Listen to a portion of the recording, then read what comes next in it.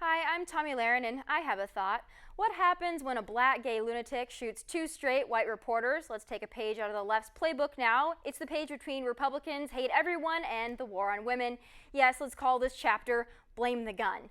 So literally moments after the news of the tragic WDBJ reporter shootings in Roanoke, the anti-gunners set out on their favorite crusade, blame the gun. No matter what, blame the gun.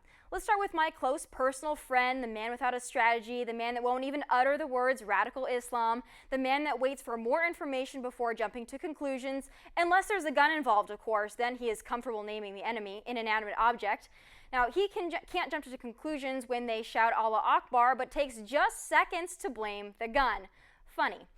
In an interview just hours after the shooting, President Obama said, and I quote, "What we know is that the number of people who die from gun-related incidents around this country dwarfs any deaths that happen through terrorism."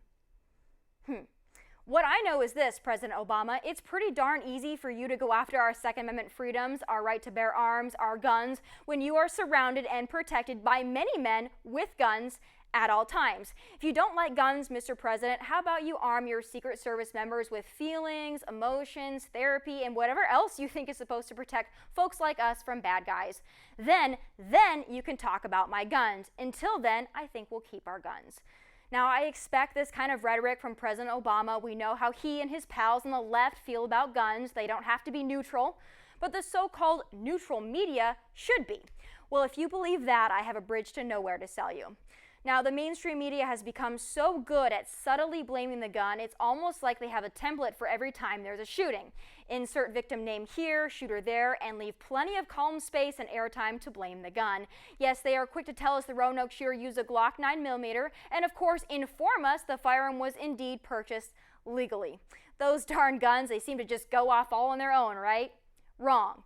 Let's examine the liberal logic for just a moment. If we had stricter gun laws, shootings wouldn't happen. Because yes, a deeply disturbed man like Flanagan, who said in his nice little manifesto he was ready to wage a race war against white people, he definitely would have been stopped had it been more difficult to get his Glock. Yes, let's imagine that for a moment. A black man walks into a gun store to buy a firearm and is turned away. Yeah, I'm sure that wouldn't be labeled prejudice at all, right?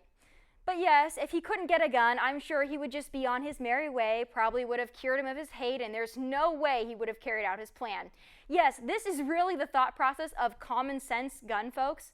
It's funny how the left picks and chooses when to blame the gun and when to blame the person. Like in officer-involved shootings, it's always the cop's fault. Yes, the whole unarmed black man thing. But then when it comes to armed black men, it's the gun's fault. Logical.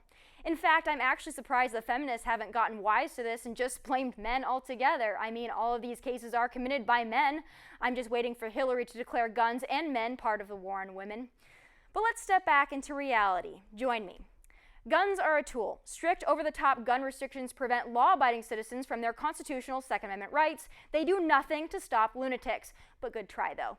I guess when they can't play the race card, they have to settle with blaming the gun. Good work. But those are just my final thoughts. Feel free to disagree. Let's start the conversation. Follow me on Twitter and Instagram at Tomi Lahren. God bless you, God bless America, and take care.